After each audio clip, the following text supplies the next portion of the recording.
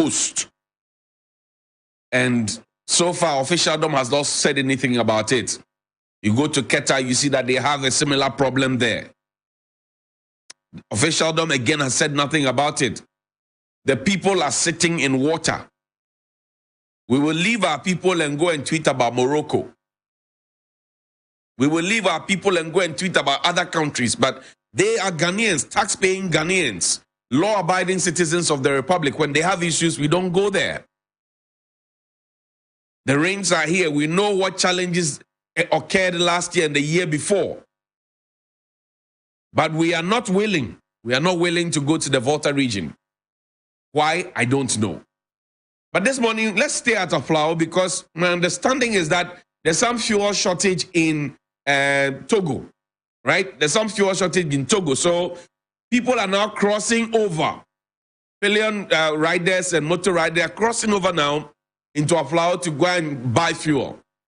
The Customs Division of the Ghana Revenue Authority officers stationed there are trying all they can to ensure that they actually get fuel.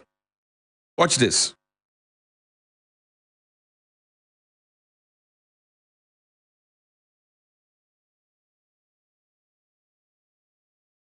So this is at the Shell filling station, and they are looking for fuel. Something is happening. Something is coming. That's the situation at Westport filling station.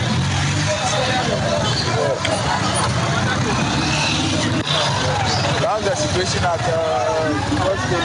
Westport filling station.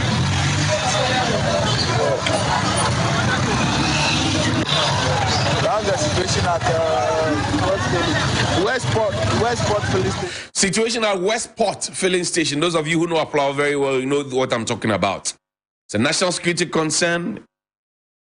In fact, for those of us here, we even buy fuel at exorbitant rate. When you complain, they say, shut up. Something is happening. So I just wanted to bring it to your attention. Good morning. Now bring me to Accra. Let's go to the Korle Bu Teaching Hospital. I've been talking about Korle Bu Teaching Hospital, sparingly over time. A couple of documents that I was serialized, like I did for GIHOC, like I did for Ghana Immigration Service and many other. I would serialize the documents now.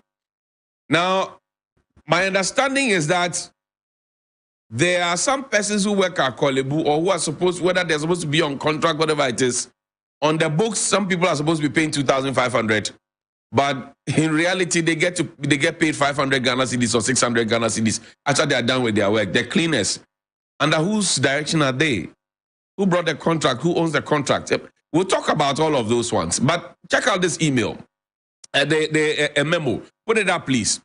So the memo is from the Plastic Surgery Center and is from the Korle Bu Teaching Hospital. Put it up. Is to the Acting Chief Executive Officer, Korle Bu Teaching Hospital, from the Director of the National Reconstructive Plastic Surgery and Burn Center, dated the 5th of September 2023, my birthday, and it's administrative arrangement. I will be away on part of our annual leave from Wednesday, September 6, 2023 to Friday, September 15, 2023, and will resume on Monday, 18 September 2023. During my absence, Mr. Adam K. Anyigba, consultant plastic surgeon, will be in administrative charge of the center. Please do accord him the requisite support and cooperation. Thank you. It's been minuted and all of that and distributed to all these people. Now, I need you to focus on the, you see, two, and then from Director of the National Reconstructive Plastic Surgery and Burns Center. Focus on the signature up there. You see the signature? Have you seen that signature? Maybe you can zoom in a bit. See the signature. Watch the signature very, very well. Show me the other memo. The other memorandum. Now, watch this. Office of the Chief Executive, Korle Bu Teaching Hospital. From Chief Executive Officer. See the signature. Same signature. Now, it's to all CMT members, dated the 4th of September 2023. So, Chief Executive writes on the 4th of September 2023. And then the head of the plastic units, plastic surgery unit, writes on the 5th of September 2023. It says, I will be away on part annual leave from Wednesday, September 6, 2023, Friday to Friday, September 15, 2023, and will resume on Monday, September 18, 2023. That's yesterday. While I'm away, Dr. Daniel Ankra, the Director of Pharmacy, will act as the acting Chief Executive of the pharmacy. Please do accord him the requisite support and cooperation. Now, bring it down. Let's see the signature. The signature is at the top. Bring it down. Let's see the signature. Now, the interesting thing I want you to notice that one person who is acting as Chief Executive of Korle Bu, and then another person who is also acting as the head of the plastic surgery unit, is going on an annual leave, part of the annual leave. And he hands over to two people. But when he returns, he hands over to himself, performing first the role as the chief executive and also as the director of the plastic surgery department. Am I asking, is that the case? I'm asking, is that the case? Is that true that the CEO of Korle Bu also doubles as the boss of the plastic surgeries unit? Is that the case? Because we have seen one signature up there for chief executive. We have seen one signature up there for plastic surgery unit. But we are seeing two names, one a doctor and one a certain Mr. Nyigba, who are supposed to take over at the plastic surgery unit and also to act as chief executive. So for the labor consultants and the labor experts, and for the Minister for Health and for the boss at the Ghana Health Service, I ask a question. Is this normal administrative standard that one person will hold two positions, more so when the person is a chief executive, if that is the case, and also hold the position of the director? So Dr. Patrick Kumar Boaji of the Ghana Health Service will be Director General of the Ghana Health Service. But then if you come down to malaria control, he's also in charge of malaria control. Is anything possible like that? I'm just asking my questions this morning.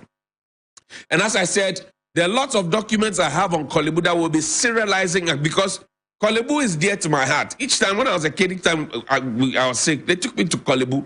And the things that we used to see at Korle Bu, you don't get to see them really anymore. So the questions will keep coming. The questions will keep coming. Now, let's leave Korle Bu and hope that the authorities will do something about it. Good morning, Mr. Kweku Agyeman-Manu. Good morning, Dr. Patrick Kumar Boaji. Good morning to the senior advisor on all things medical and health, Dr. Nsia Saria, the presidency. Good morning to all of you. I'm just saying good morning to you, that's all. Good morning to you, that's all. Now, the Electoral Commission of the Republic of Ghana is going on with the limited voter registration exercise.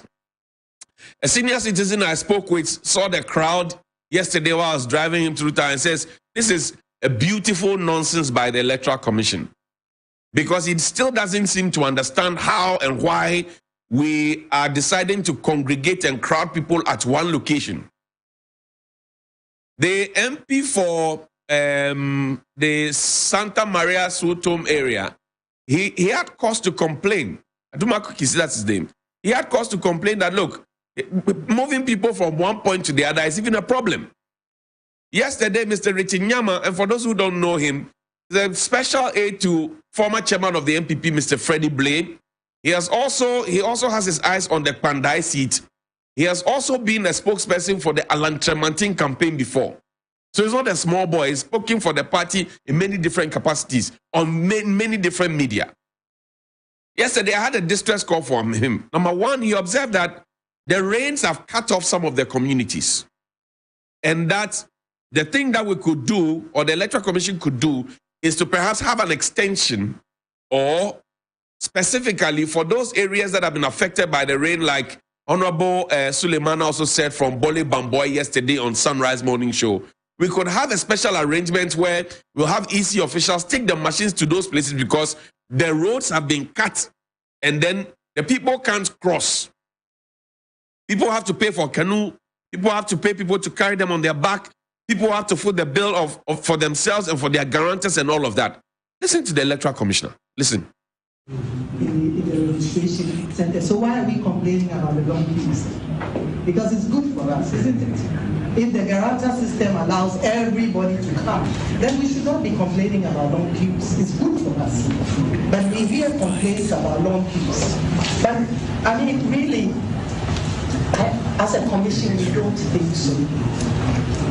We are mindful of the fact that the National Identification Authority had some budgetary constraints and they were not able to register. They have not been able to register for a while.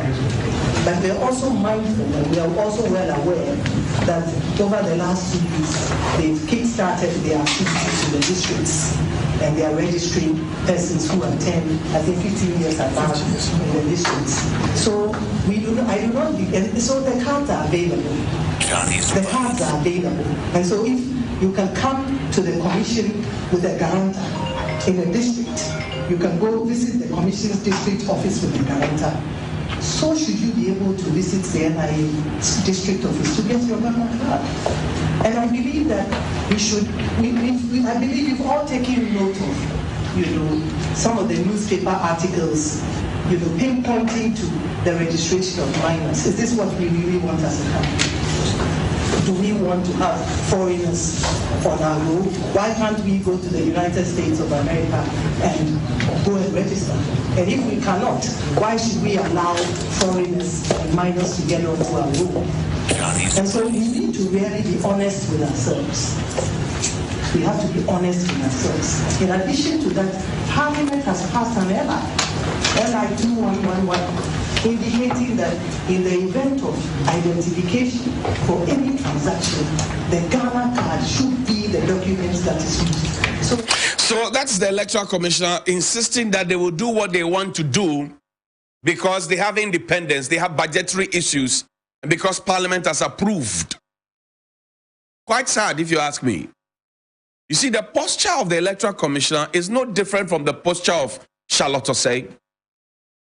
I have had the opportunity to meet in person the late Justice V.C. R.A.C. Crab, who one time was an Electoral Commissioner of this country. He made a comment. I'll keep that, as they say, to my knee. I won't tell anybody. He made a comment as a member of my church. I met him at the synod. He spoke to me because I asked him a question after I had read his book, written by Kwesi Amwak. He had been an Electoral Commissioner before. I've had opportunity as a journalist to also interact with Dr. Afarijan. If you look at their era and you look at the era of, so we have ladies now and our women are at the helm of affairs, you look at their posture, you sometimes get confused as to whether they are confusing independence with a bit of arrogance and sassiness. Forgive me. People are giving you genuine concerns as to why they are not able to have. Look, the government that appointed you and put you there, put Bosman Asari there, and padded the Electoral Commission with MPP foot soldiers, has told us consistently that we are not in normal times and the economic situation in this country is dire. You have 40% more of inflation. You have your GDP is dancing pan logo, your whatever is dancing calypso. Everything is haywire. We know, we accept it. That's why we have run to the IMF and we still are the highest record holder at the IMF. We know this. And yet the Electoral Commission decides that we have to congregate people at a district office, and whether you can afford it or not, you have to be there. Because the excuse is that if you can take people to go and register for a card, a voter ID card, then you should be able to go to the NIA office to be able to go and get your Ghana card. That's a fair argument to make.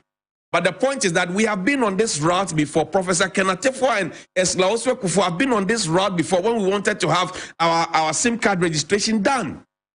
The back and forth, the deadline, the review deadline, the extra review deadline, the another review deadline is that a year of road, another year of roads, and Basa. We have been there before. So what exactly is Madam G. Mensah talking about? Because if the NIA had the capacity to give us the cards and they had the funds to give us the cards, they won't suddenly be pushing the cards out to the people when you have started your limited registration. The NIA has told you what their problem is. They have told you that government is not giving them money to be able to pay the people that they are supposed to pay.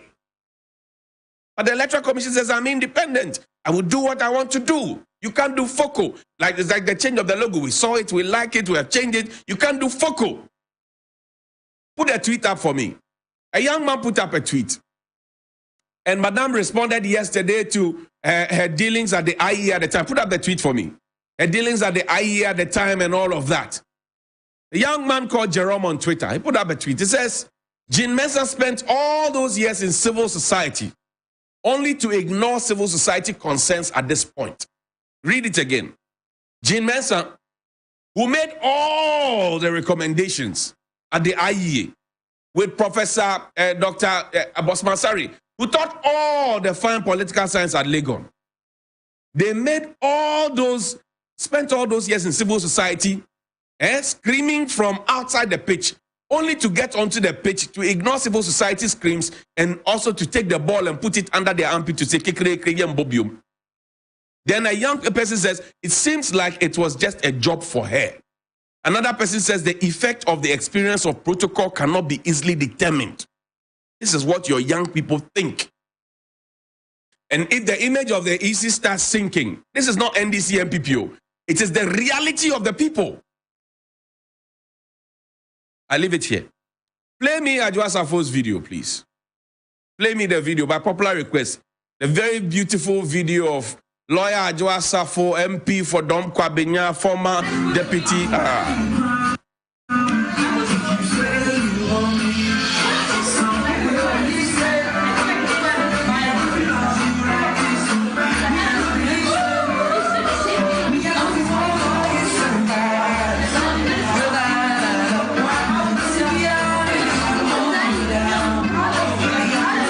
So that is a very popular video. MP, when we're looking for her, a cabinet minister were looking for her. She was busy on TikTok, as Honorable Kennedy Agyapong said. Now, yesterday I saw a photo at one of the voting center, registration centers, I suspect.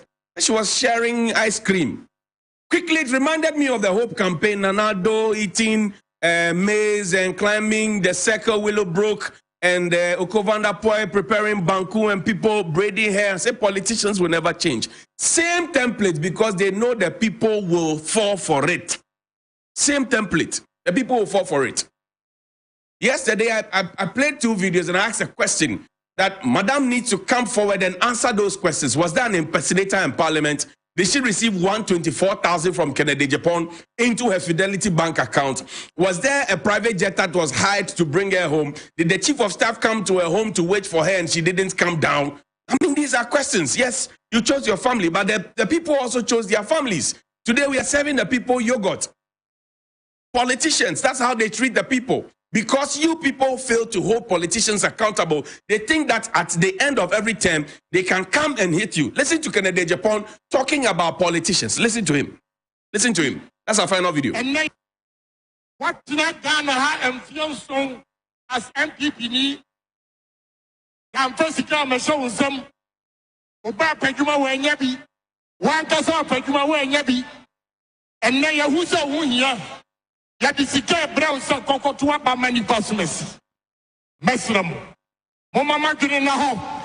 Obia ho kachira sa kotu many passes in Jessica Cotono. Echina se watina ni fie asudaye ehu se sabe wodie ochino ukom emfian so a no wadwina dasen kuto. Oba ne so di sika show nsama no wadwina nane na wakoto aba ma no. Otumanu a it is said, light off our bank, no one saw candle, light in the bar on pet, no one do no. You have to behave like the